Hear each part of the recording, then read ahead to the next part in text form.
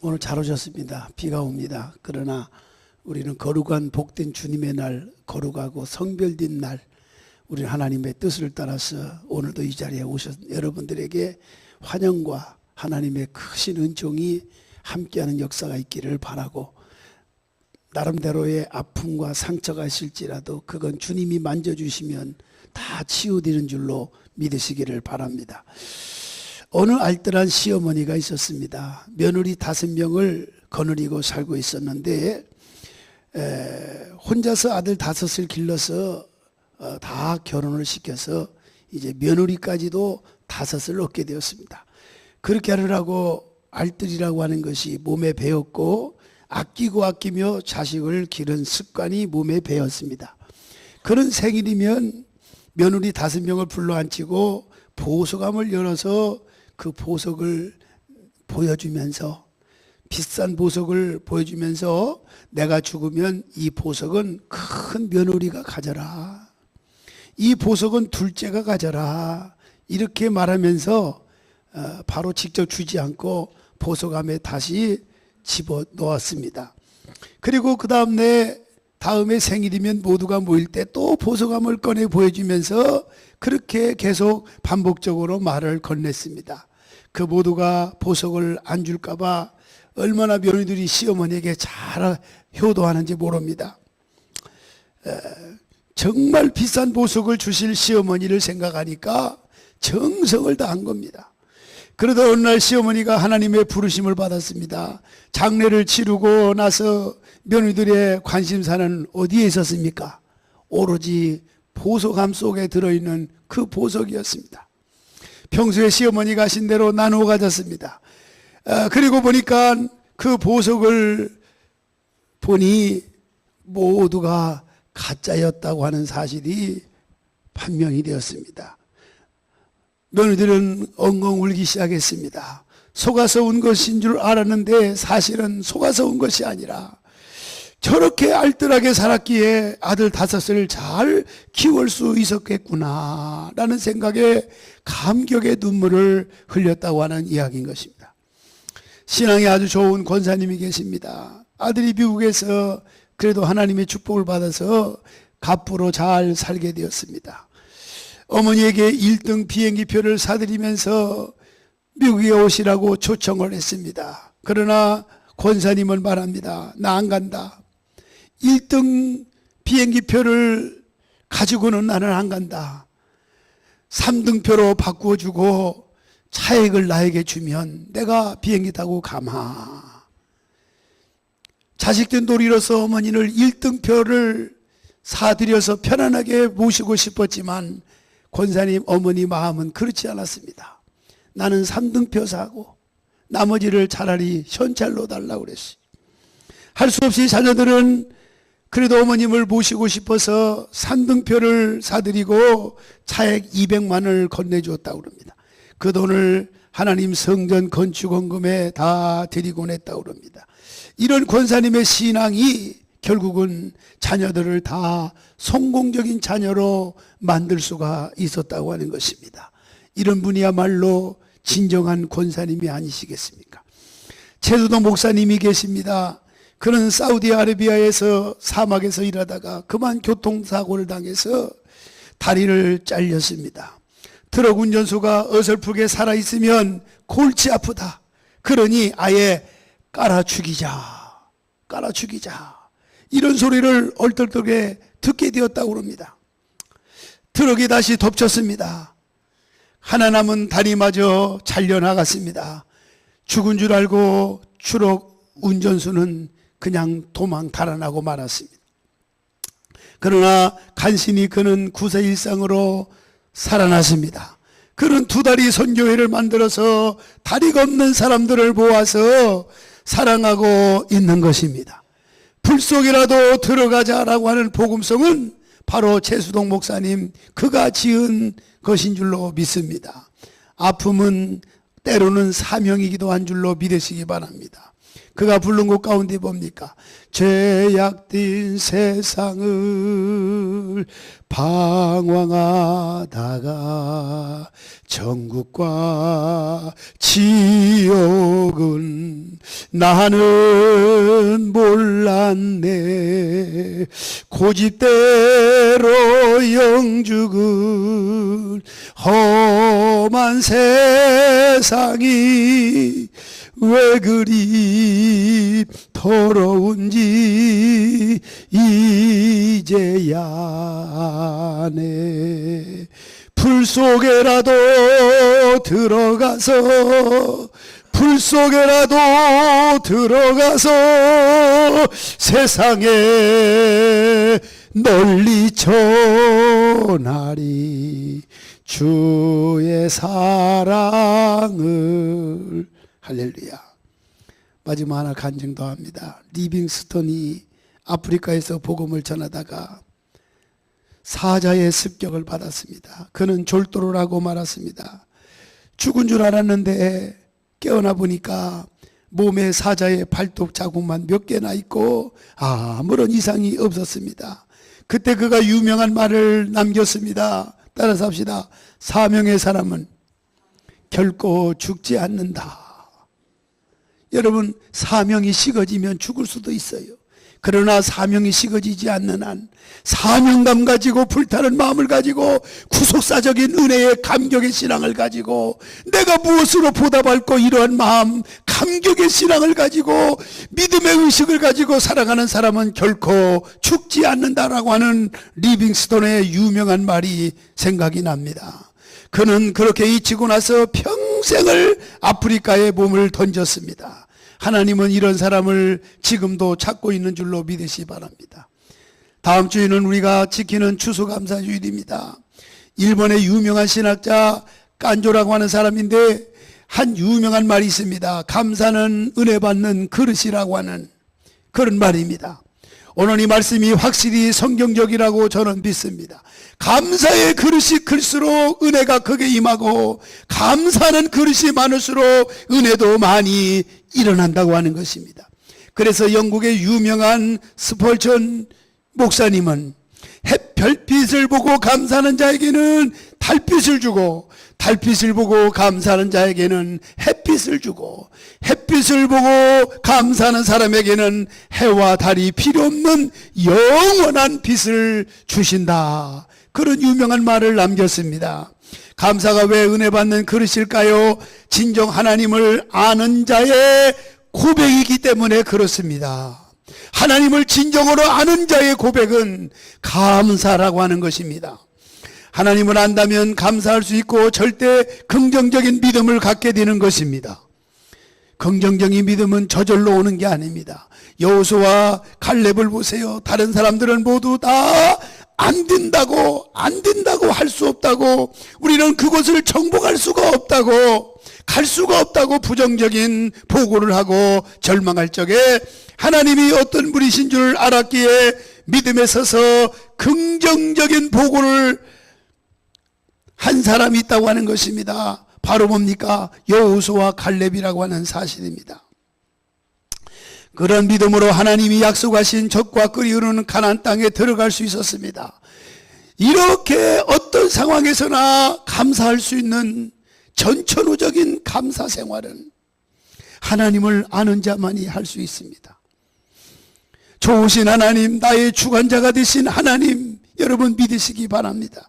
현재 상황이 좋든 나의 모든 환경에 주관자가 하나님이신 줄 믿고 하나님이 기뻐하시고 선한 뜻이라면 어떻게 하든지 감사를 드린다고 하나님의 주권을 인정해 드릴 수 있는 여러분 되시기를 바랍니다. 비록 작은 아이 오늘 여러분들 영상을 보셨지만은 비록 아무 쓸데가 없고 아는 쓸모가 없는 존재인 것 같았으나 그에게는 반드시 하나님께서 나를 도구로 사용하신다는 믿음을 가졌습니다. 그가 가진 건 뭡니까? 우리가 생각할 때 보잘것없는 하나의 물속에 들어가서 숨을 오래 참는 것, 그것이 결국은 한 생명을 건져낼 수가 있었지 않습니까? 그러면 감사와 찬송이 나오는 것은 뭐냐? 전천후적인 감사 생활에서 이루어진 것입니다. 하나님이 어떤 분이신 줄 알기에 우리는 어떤 상황에서도 머리를 숙여 감사할 수가 있습니다.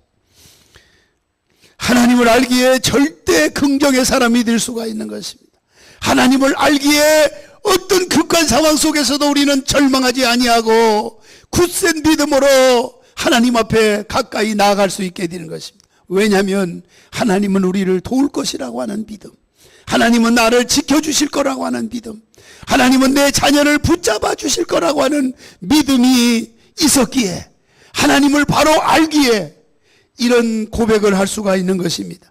바울은 내게 능력 주신 자 안에서 내가 모든 것을 다 할 수 있다라고 고백했습니다. 우리를 사랑하시고 능력 주시는 하나님이 계시기에 그렇게 믿을 수 있다는 것입니다.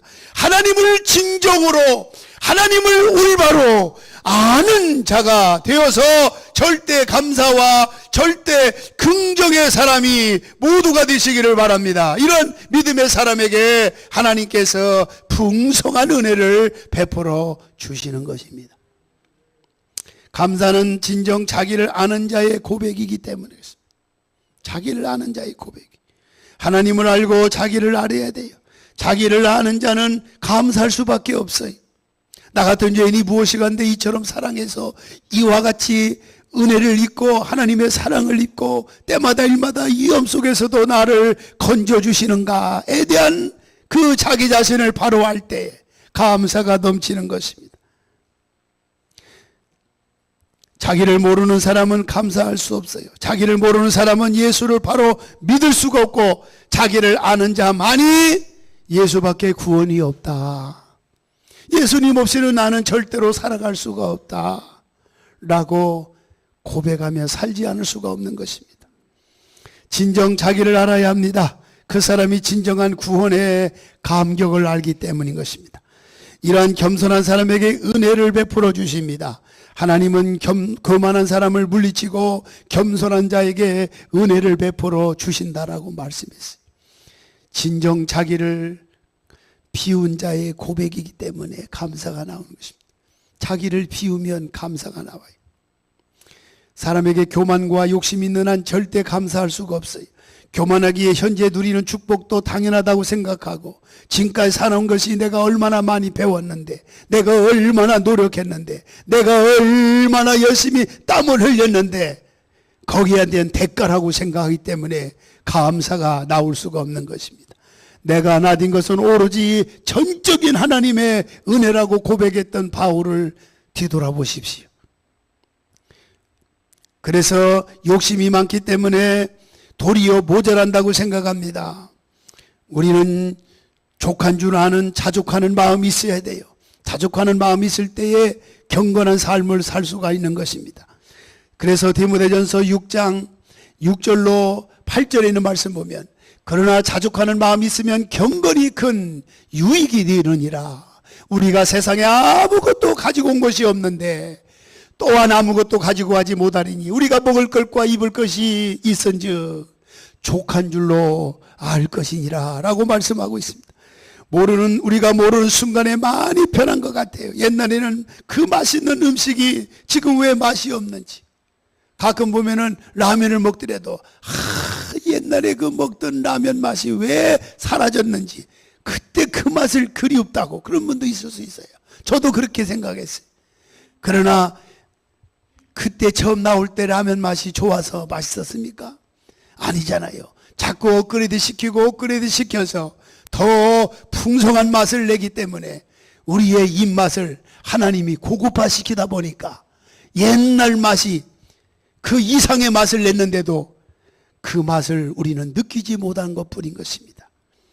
하나님은 자상한 분인 것을 믿으시기를 바랍니다. 옛날보다 더 잘 사는데 왜 기쁨이 없습니까? 자기를 비우지 못하기 때문인 것입니다. 이번에 돌아온 주일날 저녁 비행기로 필리핀 선교차 가지만 그 주변에 캐션시티 주변에는 다들 빈민가입니다. 정말로 냄새나고 가까이 갈 수가 없는, 지난번에 갔을 때는 보면은 그 선교사님들이 목사님 오셨는데 예배 좀 드려주세요, 기도해 주세요. 도무지 예배드리고 싶은 마음, 기도해 주시는 마음이 없는 건 아니지만 가까이 갈 수가 없는 것은 냄새가 나고, 자칫 잘못하면 무너지기 쉬워요. 사과 괴짝, 그런 사과 나무 괴짝 같은 것을 하나하나 모아서 두드려 맞춰서 지어진 집이 바로 그들이 사는 집이기 때문에 그렇습니다. 너무너무 그걸 보면서 정말 옛날 과거에도 우리가 그렇게 살았던 시절을 경험하지 못했지만은 옛날 과거의 사람한테 지켜온 사람들의 지난 날을 읽어보면 우리도 그런 시절이 있었다고 하는 사실이 옛날에는. 근데 지금 우리가 사는 삶을 보면 얼마나 감사한 일이 넘칩니까? 우리는 범사의 하나님 앞에 감사한 마음을 가지시기를 바랍니다. 욕심을 버리고 자기를 비우면 언제나 행복하고 감사할 수가 있는 것입니다. 미국의 뉴욕 재활병원과 한국의 실로암 안과병원의 벽에는 어느 환자가 쓴 다음과 같은 글이 붙어 있다고 합니다. 큰 일을 이루기 위해서 힘을 주십사 하나님 앞에 기도를 했더니 겸손을 배우라고 연약함을 주셨고, 많은 일을 하려고 건강을 하나님 앞에 구했더니 보다도 가치 있는 일을 하라고 나에게 병을 주셨고, 행복해지고 싶어 부유함을 구했더니 지혜로워지라고 나에게 가난을 주셨다. 세상 사람들의 칭찬을 받고자 성공을 구했더니 뽐내고 교만하면서 살지 말라고 나에게 실패를 주었고, 풍요로운 삶을 누릴 수 있도록 모든 것을 나에게 달라고 기도했더니 모든 걸 누릴 수 있는 삶 그 자체를 선물로 주셨다. 구한 것 하나도 주어지지 않는 줄 알았는데 내 소원 모두 다 들어주셨다라고 그런 고백적인 기도의 내용을 볼 수가 있습니다. 하나님의 뜻을 따르지 못한 삶이었지만 미처 표현 못한 기도까지 모두 다 하나님은 내게 들어주셨다고 하는 것입니다. 나는 가장 많은 축복을 받은 사람입니다. 결론적으로 그런 거를 마지막 남겼던 것입니다. 이처럼 감사는 진정 자기를 비울 때 감사가 나오는 것입니다. 자기를 비워야 하나님께서 그 빈자리에 행복을 가득 채워주시는 것입니다. 때로는 우리 성도들 가정을 들어보면은 눈에 띄게 현저하게 물질의 풍성함을 주신 분도 있습니다. 집도 여러 채 주신 분도 있습니다. 상상할 수 없는 저에게 오실 적에 월세방 살았던 분이 지금은 부하게 사는 분도 있습니다. 그러나 때로는 충성하고 헌신한 분 가운데에 보이게 뛰어나게 현저하게 나타나는 그런 상황 속에서 이렇게 부하게 살아가지는 못할지라도, 평범하게 사는 그 모습 그대로일지라도 그 이면에 하나님이 축복해 주시는 일들도 많이 있습니다. 첫째, 자녀들이 잘 되는 복을 주셨잖아요. 자녀들이 건강하게 살아가고 있잖아요. 할렐루야. 여러분, 눈에 띄게 크게 부하게 사는 것도 복이겠지만은 자녀들이 잘 되어가는 모습을 보면 얼마나 감사합니까? 저는 주례사로 주례를 많이 다니고 주례를 쓰고 있지만은 가장 부모에게 효하는 게 뭡니까? 부모에게 행복을 주는 건데, 부모에게 행복을 주는 게 뭡니까? 자녀들이 속썩이지 않고 예수 잘 믿고 부부관계가 좋고 행복하게 살아가는 모습을 보여주는 거, 용돈을 비록 못 드린다 할지라도 그게 바로 부모에게 가장 효하는 것이고 행복하게 하는 것이라고 저는 강조하고 있는 것입니다. 믿으면 아멘 하시기를 바랍니다. 이런 일들이 자기를 비울 때 나오는 것입니다. 자기를 비워야 감사가 나옵니다. 그 빈자리에 행복을 가득히 채워주실 겁니다. 영성의 시작은 비움에서 시작이 됩니다. 그리고 감사는 받는 것으로부터 시작되는 줄 알지만 그렇지 않습니다. 현재의 은혜를 깨닫는 데서부터 출발하는 것입니다. 인간의 심장은 하루에 10만 3,689번이나 뛴다고 합니다. 몸속의 혈액은 하루에 1억 6,800만 마일을 달린다고 합니다. 하루에 숨을 2만 3,040번을 쉬고 두뇌 세포를 하루에 700만 개를 사용하며 살아간다고 합니다. 내가 무엇을 잘했다고 심장이 그렇게 많이 잘 뛰어주고, 내가 무엇이 잘났다고 내가 달리라고 해서 혈액이 그 먼 거리를 달려줄까 생각해 보면 다 하나님의 은혜로다. 할렐루야. 다 하나님의 은혜인 것입니다. 자기를 비울 때 하나님의 은혜를 깨닫게 됩니다. 은혜를 깨달을 때에 진정으로 감사할 수가 있는 것입니다. 감사한 마음을 찾고 감사한 마음을 가지고 준비된 추수감사가 된다면 하나님은 여러분을 더할 날이 없는 기적과 같은 은혜를 2013년도에도 주실 것입니다. 그 다음에 감사는 하나님을 가장 기쁘시게 하는 고백이기 때문에 그럽니다. 하나님을 기쁘시게 하는 고백. 사람이 지나가다가 감사해요 라는 말을 들었을 때 기분이 안 좋은 사람은 아무도 없을 것입니다. 다 기분이 좋아요. 흐뭇해요. 행복을 느껴요. 나보고 감사하다는 거예요. 길을 가는데도 아파트 엘리베이터 타는데도 내가 달려오니까요. 그 아주머니가 8층, 7층인가 사시는 분인가 뭐 9층인지 모르겠지만 한 번은 보니까 눌러주더라고요. 기다려주더라고요. 오는 거. 그래서 제가 아이고 너무 감사해요. 그렇게 안 하셔도 되는데 그렇게 해주기를 바라는 마음이었지만 감사하니까 아이고 당연히 하는 거지. 할렐루야. 얼마나 주고받는 거 좋아요. 또 저도 먼저 타게 되면 누가 달려오는 거 보면 눌러주고 기다려줘요. 그리고 감사한 말들.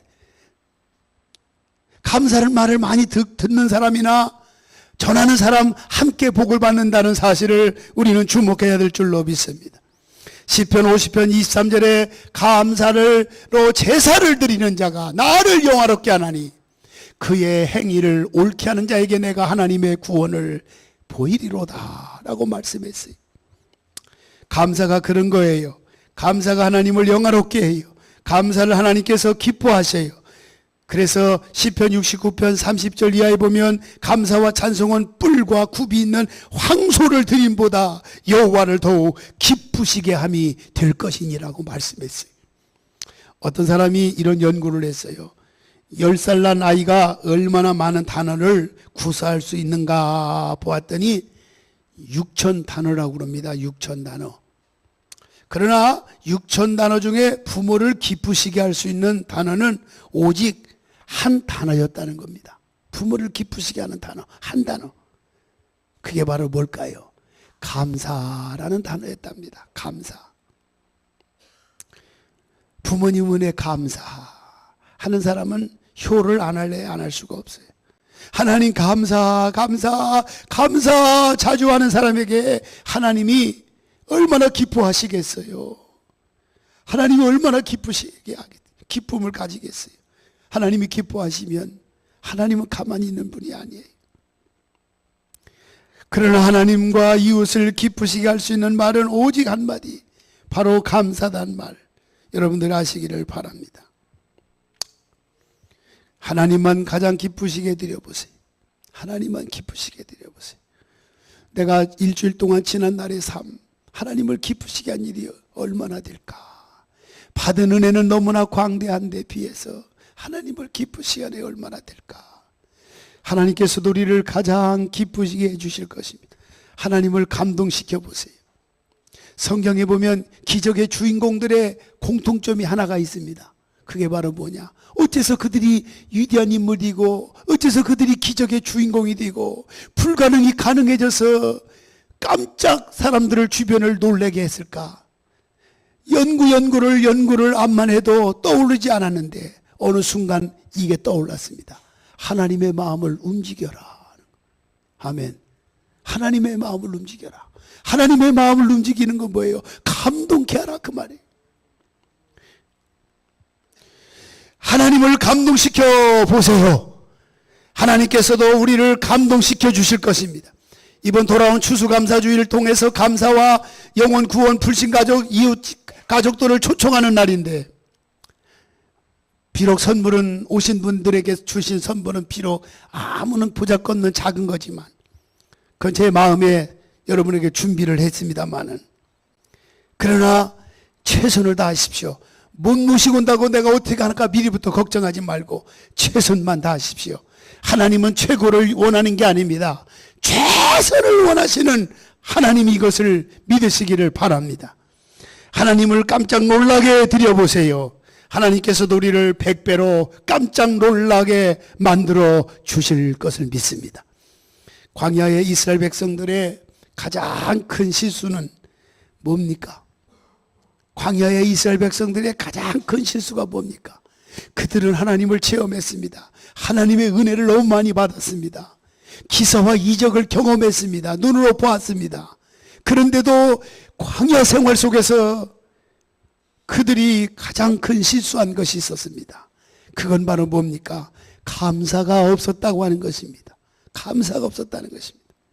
그들은 감사할 일이 그렇게도 많건만 눈앞에 펼쳐진 그 한 가지 상황만 보고 불평했어요.